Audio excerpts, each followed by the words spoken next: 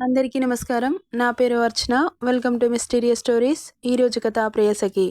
హర్షిత్ డేవిడ్ని చేరుకోగానే బుల్లెట్ తగిలిన ఎలాంటి బెదురు లేకుండా రారా చూసుకుందామంటూ వాడి షర్టు విప్పి, ఇంతున్నావు, నన్ను కొట్టే అంత మగాడివా, నా తొడంతున్నావురా నువ్వు, నీకు నేను భయపడాలా అంటూ అరుస్తూ ఉంటే హర్షిత్ నొసలు చిట్లిస్తూ, నా మీద చెయ్యి వేసి చూడు, తెలుస్తుంది నాకు భయపడాలా వద్దా అని. ఇదిగో ఈ బుల్లెట్ కూడా ఇంతే ఉంది, దాన్ని బయటకు తీస్తే నీ గుండెలని చీల్చుకుంటూ పోతుంది, రారా అంటూ బాబు కూడా షర్టు విప్పి దగ్గరికెళ్ళగానే డేవిడ్ పిడికిలితో హర్షిత్ ఫేస్పై పంచ్ ఇవ్వబోతుండగా తన చేతి అడ్డం పెట్టి లెఫ్ట్ హ్యాండ్తో వాడి కడుపులో గుద్దాడు. డేవిడ్ కాలుతో ఒక తన్ను తన్నాడు హర్షిత్ని. కింద పడ్డాడతను. అలా పడగానే నవ్వుతూ రారా అంటూ రెచ్చగొడుతూ ఉంటే హర్షిత్ కోపంతో చేతి పిడికిలు బిగించి వాడి ఫేస్పై గట్టిగా ఒక పంచ్ ఇవ్వగానే ముక్కులో నుండి బ్లడ్ బొటబొట కారుతూ ఉంది. రేయ్, నన్నే కొడతావరా అని గుద్దుతుండగా తప్పుకున్నాడు హర్షిత్. ఇక వీడితో ఇలా కాదు అంటూ ఫేస్పై కడుపులో పంచుల మీద పంచులివ్వగానే వాడి ముక్కులో నుండి నోట్లో నుండి రక్తం కారుతూ ఉంది. డేవిడ్ కోపంగా వెనుక నుండి హర్షిత్ మెడ చుట్టూ చెయ్యి వేసి ఊపిరాడకుండా చేస్తున్నాడు. బాబుకి యాంగర్ పీక్సుకుపోయి అలా పట్టుకున్న డేవిడ్ని చెయ్యి గట్టిగా పట్టి ముందుకు పడేశాడు. ఫోర్స్గా ఎత్తేయగానే నొప్పితో వాడు పెట్టే గావు కేక ఆ ఏరియా మొత్తం మారుమ్రోగింది. అలా పడ్డా వాడి దగ్గరికి వెళ్ళి పీక మీద కాలు పెట్టి, నిన్ను ఎవడు పంపాడో చెప్పరా అన్నాడు. వాడికి ఊపిరి సలపక మాట బయటకు రావట్లేదు. చెప్పరా, చెబుతావా చంపేనా? చెప్పను, చచ్చావరా నా చేతిలో, నువ్వు చంపినా చెప్పను. అచ్చా, ఎలా చెప్పవో నేను చూస్తా అని వాడిని పైకి లేపి లిఫ్టులో కిందకి తీసుకొచ్చి హర్ష అక్కడున్న వాళ్ళందరినీ ఫినిష్ చేసి వీళ్ళ దగ్గరికి వస్తుంటే ఎదురయ్యారు. డాడ్, వీడు ఇలా చెప్పడు గాని మన స్టైల్లో ట్రీట్మెంట్ ఇద్దాం పదా అన్నాడు. హర్షిత్, రేయ్, అనవసరంగా నీ ప్రాణం మీదకి తెచ్చుకోకు, వాడెవడో చెప్పు, ప్రాణాలతో వదిలేస్తాం, మీరు నన్ను చంపినా చెప్పను. అచ్చా, అంతకు తెగించావన్నమాట. వాడిని దాచాలని అంత సాహసం చేస్తున్నావెందుకో? వాడు నీ అన్ననా, తమ్ముడా? అంత ప్రేమ చూపిస్తున్నావు అంటుంటే అంతకంటే ఎక్కువ. అవునా? అయితే సరే, మేము చూపించే టార్చర్ తట్టుకోలేక నువ్వే నోరు విప్పుతావు. చూడు, డైరెక్ట్గా చంపేస్తే థ్రిల్ ఏముంటుంది, టార్చర్ చేసి చంపేస్తే ఆ కిక్కే వేరప్పా అన్నాడు హర్షిత్. డాడ్, స్టార్ట్ చేద్దామా అంటూ సైగ చేసి వాడిని వాళ్ళ వెహికల్లో ఎక్కించుకొని బయలుదేరారు. ఆల్రెడీ ఆరు వాళ్ళ కార్ని, అంజలి వాళ్ళ కార్ని ఇంటికి పంపించాడు హర్ష. అక్కడ కూడా ఫుల్ సెక్యూరిటీ అలర్ట్ చేశాడు. ఆరు వాళ్ళ నాన్నగారు ఉన్న హాస్పిటల్ చుట్టూ గార్డ్స్ని అరేంజ్ చేశారు. ఇక డేవిడ్ని పక్కా ప్లానింగ్తో సిగ్నల్స్ కూడా లేని ఏరియాకి తీసుకెళ్లి 50 ఫ్లోర్స్ ఉన్న వాళ్ళ అపార్ట్మెంట్కి తీసుకొచ్చి పైన ఫ్లోర్లో వాడిని పడేసి హర్షిత్ తప్ప ఇంకొక మనిషి కన్ను కూడా వాళ్ళ మీద పడకుండా చాలా పగడ్బందీగా వాడిని బంధించారు. హర్ష డేవిడ్ దగ్గరికి వచ్చి, చెప్పరా, నిన్ను ఎవరు పంపించారో, నా కోడల్ని ఎందుకు చంపాలనుకుంటున్నారో అంటున్న హర్ష మాటలకి రాక్షసంగా ఒక నవ్వు నవ్వి, ఎందుకు చంపాలి అనుకుంటున్నామో మీకు తెలీదా?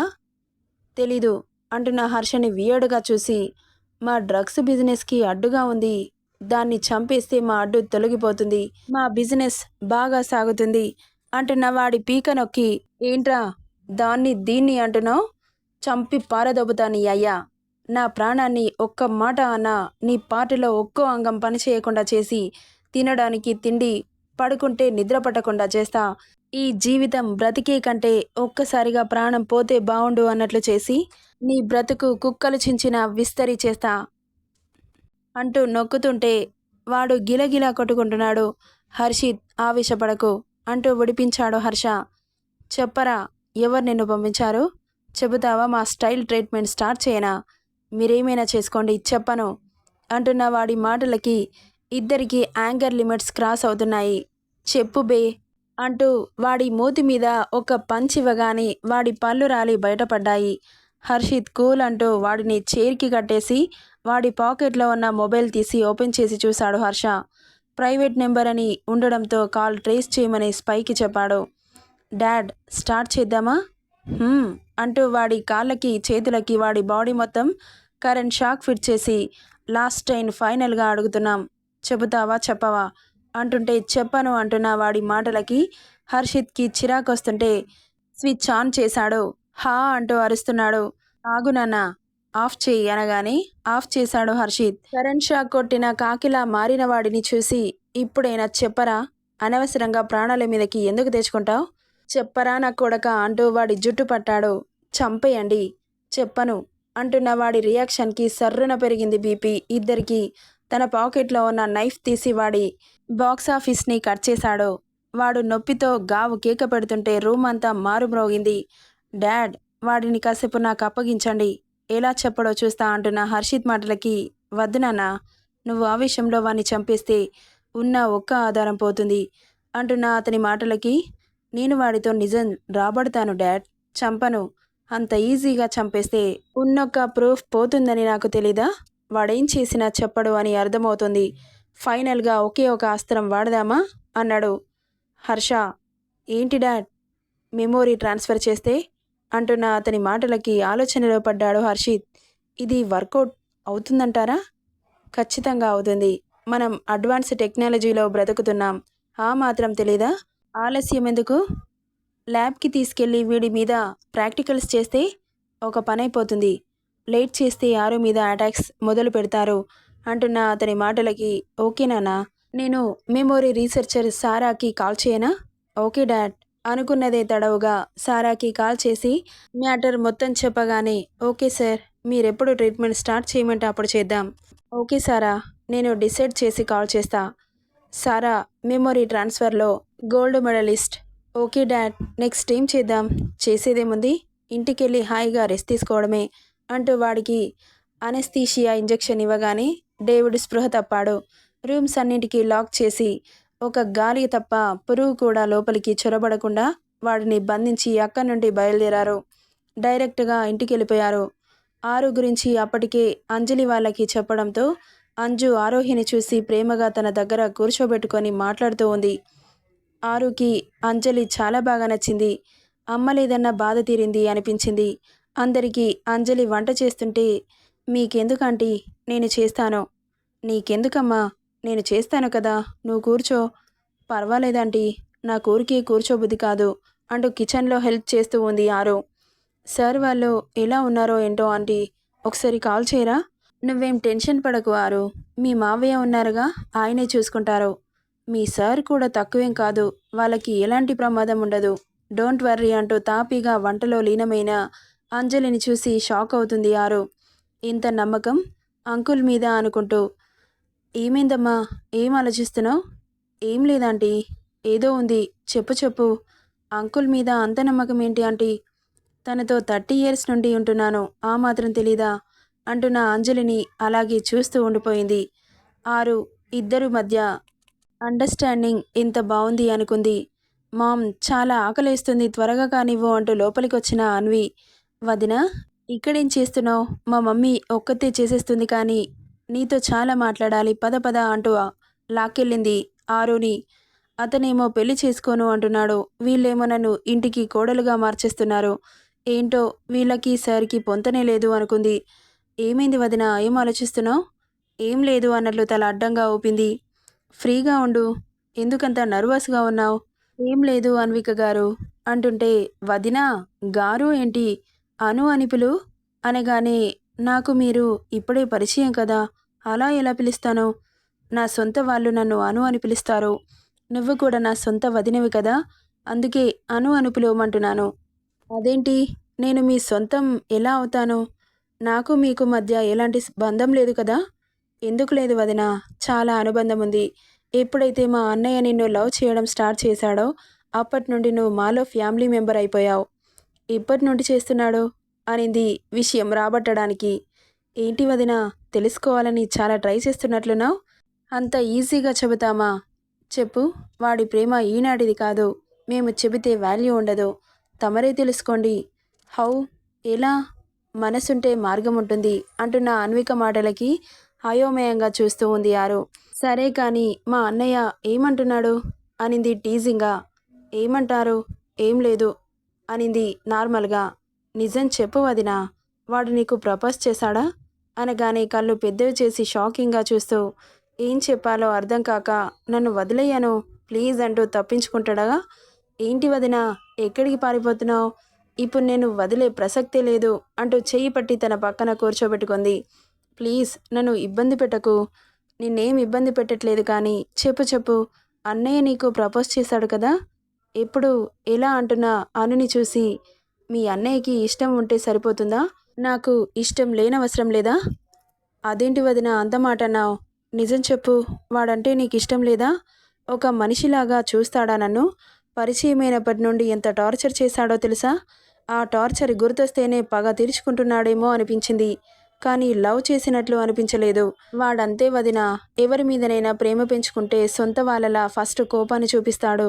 వాడిని అర్థం చేసుకుంటే అంతులేని ప్రేమని చూపిస్తాడు, లేకపోతే బీస్ట్లా బిహేవ్ చేస్తాడు. తనని అర్థం చేసుకోవాలంటే నా మీద ప్రేమ చూపించాలిగా. నేనొకటి అడుగుతాను, నిజం చెప్పు వదినా అనగానే చెప్పు అన్నట్లు తలోపింది. ఇన్ని రోజుల మీ పరిచయంలో ఏనాడు నిన్ను కేర్ చేయలేదా? తను లవ్ చేసినట్లు ఏ గౌశాన నీకు అనిపించలేదా అంటున్న ఆమె మాటలకి ఒక్కోటి రీల్లా కళ్ళ ముందు కదులుతుంటే, తనకు ఫీవర్ వచ్చినప్పుడు అమ్మలా కేర్ చేశాడు. అమ్మ గుర్తొచ్చి ఏడ్చినప్పుడు ప్రేమగా ఓదార్చాడు. ఆమె కోసం వాళ్ళ నాన్నని బామ్మని అనాథ పిల్లలని సొంతం మనుషులలా చూసుకోవడం ఒక్కోటి గుర్తొచ్చి అన్వికకి ఏం చెప్పాలో అర్థం కాక సైలెంట్గా ఉంది ఆరు. చెప్పు వదినా, నువ్వు లవ్ చేయలేదు అంటే నేను అస్సలు నమ్మను. ఎందుకంటే వాడేంటో మాకు మాత్రమే తెలుసు. వాడు బంగారం వదినా. ఒక మనిషిని ఇలా కూడా ప్రేమిస్తారా అన్నట్లు ప్రేమిస్తాడు వాడు. వాడి ప్రాణంలో ప్రాణంగా చూసుకుంటాడు. You are so lucky. ఎందుకంటే వాడి లైఫ్లో నువ్వు తప్ప ఇంకో అమ్మాయికి తావులేదు. వాడి అనువనువు నువ్వే నిండిపోయున్నావు. ఏ మగాడైనా చాలామందిని టైంపాస్కి లవ్ అని తిరుగుతారు. వాళ్ళతో కొన్ని రోజులు ఎంజాయ్ చేసి వదిలిపెట్టి మరో అమ్మాయిని పెళ్లి చేసుకుంటారు. కానీ మా అన్నయ్య అలా కాదు. నిన్ను తప్ప కలలో కూడా ఇంకో అమ్మాయిని తలవలేదు. అంత ప్యూర్ హార్ట్ వాడిది. వాడి హార్ట్ని కొల్లగొట్టిన నువ్వు చాలా గ్రేట్ తెలుసా. వాడి అందానికి చాలామంది అమ్మాయిలు సొల్లు కార్చుకుంటూ తిరిగారు. బట్ వాడు ఎవరిని కేర్ చేయలేదు. వాడి ఛాయలకు కూడా రానివ్వలేదు. నువ్వు వాడిని అర్థం చేసుకుంటే బాగుంటుంది. ఎన్నో సంతోషాలను నీకోసం వదులుకున్నాడు. నువ్వు కలిసినప్పటి నుండే నాకు తెలిసి మనశ్శాంతిగా బ్రతుకుతున్నట్లున్నాడు. పాపం వదిన, చాలా పిచ్చోడు వాడు. అవును, చాలా పిచ్చోడు. అది నా పిచ్చి అనింది ఎటో చూస్తూ. ఆమె మాటలకి షాక్ అవుతుంది అన్విక. అదేంటి వదిన అనింది. అవునను, నాకు తెలుసు నన్ను చాలా పిచ్చిగా ప్రేమిస్తున్నాడని. కానీ పెళ్లి చేసుకోను అంటున్నాడు. దానికి నువ్వేం సమాధానం చెబుతావు? అవును వదిన, పెళ్లి టాపిక్ వచ్చినప్పుడల్లా ఇంతెత్తున లెగుస్తాడు. వాడిని మార్చడం నీ వల్లే అవుతుంది. సిగ్గు లేకుండా వెళ్ళి నన్ను పెళ్లి చేసుకో అని అడగనా? చెప్పు అను అంటున్న ఆమె మాటలకి ఏం మాట్లాడలేదు అను. నేను డైరెక్టుగా వెళ్ళి అడగమనట్లేదు వదినా. నీ ప్రేమతో పెళ్లి చేసుకునేలా చెయ్యు అంటున్నా. వాడిని నువ్వు పెళ్లి చేసుకోవాలని నీకుంటే ఆటోమేటిక్గా నువ్వే మార్చుకుంటావు. ఎంతటి రాక్ లాంటి హార్ట్ అయినా ప్రేమకి కరగాల్సిందే. ఆల్రెడీ వాడు నిన్ను లవ్ చేస్తున్నాడు కాబట్టి డెఫినెట్గా నిన్ను పెళ్లి చేసుకుంటాడని అనిపిస్తోంది. మీ అన్నయ్య గారు పెళ్లి చేసుకోకుండానే నాతో అని ఆగిపోయింది ఆరు. చెప్పు వదినా, నీతో ఏం చెప్పమంటావు? శపథం చేశాడు పెళ్లి చేసుకోకుండానే నన్ను దక్కించుకుంటానని. అంత కాన్ఫిడెంట్గా ఉన్నవాడిని ఎలా మార్చాలి? చెప్పాను కదా వదినా, ఇంత రాక్ లాంటి హార్ట్ అయినా ప్రేమకి కరిగిపోతుందని. అది నీ ప్రాబ్లం. నీ ప్రాబ్లంని నువ్వే సాల్వ్ చేసుకో.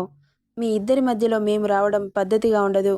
అంతలో అను ఆరు అని పిలుస్తున్న అంజలి పిలుపుకి అదిగో మామ్ పిలుస్తున్నారు, పద వెళ్దామంటూ అక్కడి నుండి హాల్లోకి రాగానే అప్పుడే లోపలికి వస్తూ కనిపించారు హర్షిత్, హర్ష. అప్పటి వరకు హర్షిత్ మీద కోపంగా ఉన్న ఆరు తను సేఫ్గా తిరిగి వచ్చినందుకు సంతోషంతో అన్నీ మర్చిపోయి, సార్ వచ్చేసారా అంటూ పరుగున వెళ్ళి అతని బుగ్గ మీద చేయి పెట్టి కన్సర్న్గా అడుగుతుంటే చుట్టూ చూస్తున్న వాళ్ళంతా షాక్ అయ్యారు. హర్షిత్ కూడా నమ్మలేనట్లుగా చూస్తూ ఉన్నాడు. సార్ మీకేం కాలేదు కదా అంటూ చేతి నుండి కారుతున్న రక్తాన్ని చూసి, అయ్యో సార్ మీకు బ్లడ్ వస్తుంది అంటూ తన చున్ని చింపి ఏం ఆలోచించకుండా పక్కన ఎవరున్నారు అని కూడా చూసుకోకుండా కంగారుగా కట్టేసింది. ఆమె ప్రేమకి హర్షిత్ మురిసిపోతూ తన తల మీద చేయి వేసి, నాకేం కాలేదు, నువ్వేం టెన్షన్ పడకు అన్నాడు స్మూత్గా. తన బ్లడ్ని చూస్తున్న ఆరు కన్నీళ్లతో వాళ్ళ చేతులు విరిగిపోను. మా సారే దొరికాడా వాళ్ళకి?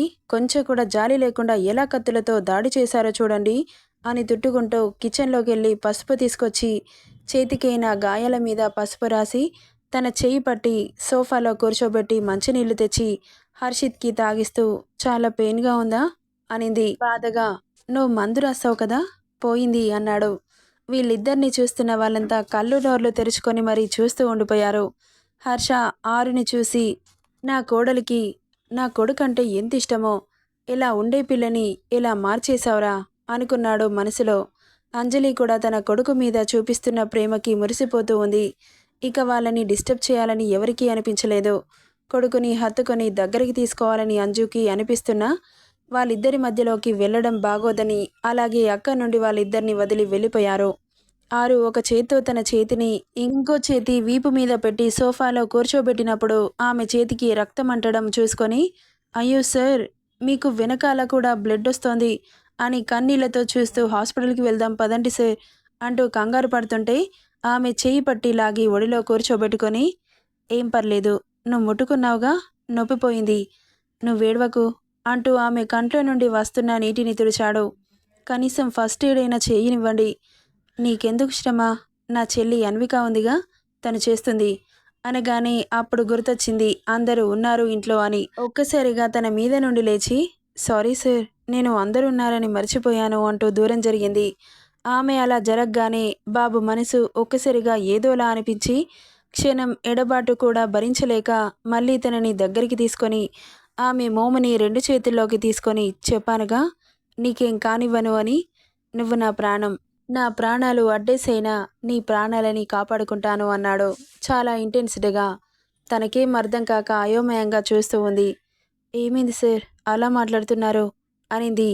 ఇకేం చెప్పాలో అర్థం కాక ఏం లేదు అని తల అడ్డంగా ఊపాడు. సరే కానీ మీ అమ్మగారు వచ్చారు సార్, తనతో మాట్లాడరా, మనం ఇలా ఉంటే ఏం బాగుంటుంది అంటూ దూరం జరిగి అన్విక దగ్గరికెళ్ళి, అను, మీ అన్నయ్యకి ఫస్ట్ ఎయిడ్ చెయ్యు అని చెప్పగానే చిన్నగా స్మైల్ ఇచ్చి ఫస్ట్ ఎయిడ్ బాక్స్ తీసుకొచ్చి హర్షిత్ పక్కన కూర్చొని అతని బుగ్గ మీద చేయి పెట్టి, ఎలా ఉన్నావురా అని అడిగింది. హర్షిత్ చెల్లిని చూడక చాలా రోజులవుతుండడంతో ఒక్కసారిగా కళ్ళల్లో నీళ్లు తిరిగి అన్వికని గట్టిగా హత్తుకున్నాడు. ఇన్ని రోజులకు ఈ అన్నయ్య గుర్తొచ్చాడా అన్నాడు తల నిమురుతూ. అదేంట్రా అలా అంటావు, ఎప్పుడు మర్చిపోయానని గుర్తు రావడానికి అనింది మూతి ముడుచుకొని. మిస్ యూరా అంటూ తన నుదుటి మీద ముద్దు పెట్టాడు.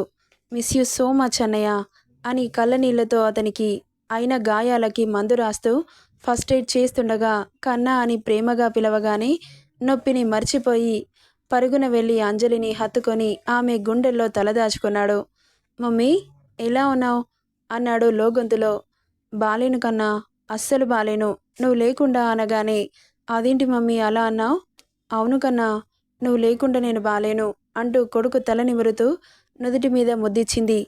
ఏంటి కన్నా ఈ దెబ్బలు అని కళ్ళల్లో నుండి నీరు జలజల రాలి హర్షిత్ చేతి మీద పడుతుంటే, మమ్మీ నువ్వేడిస్తే నాకు నచ్చదని తెలుసుగా, ప్లీజ్ మామ్ ఏడవకు అంటూ కళ్ళు తుడిచి తన చెయ్యి పట్టి సోఫాలో కూర్చోబెట్టి ఒడిలో తల పెట్టుకొని పడుకున్నాడు.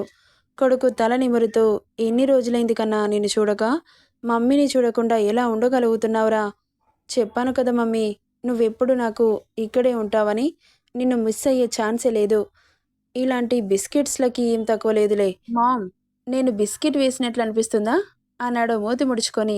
అదేం లేదు కన్నా, ఊరికే అన్నాను అంటూ తన షర్ట్ బటన్స్ మెల్లగా తీసి వెనక గాయమైన చోట నిమురుతూ ఏడ్చింది అంజు.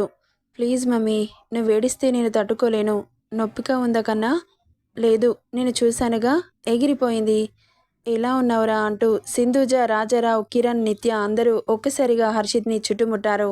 అప్పటి వరకు తల్లి కొడుకులని డిస్టర్బ్ చేయడం ఎందుకు అని బయటకు రాలేదు. వాళ్ళని చూసి హర్షిత్ ఆనందానికి అవధుల్లేవు. చాలా రోజుల తర్వాత చూడ్డంతో పరుగున వెళ్ళి అందరినీ ఒక్కసారిగా హత్తుకున్నాడు.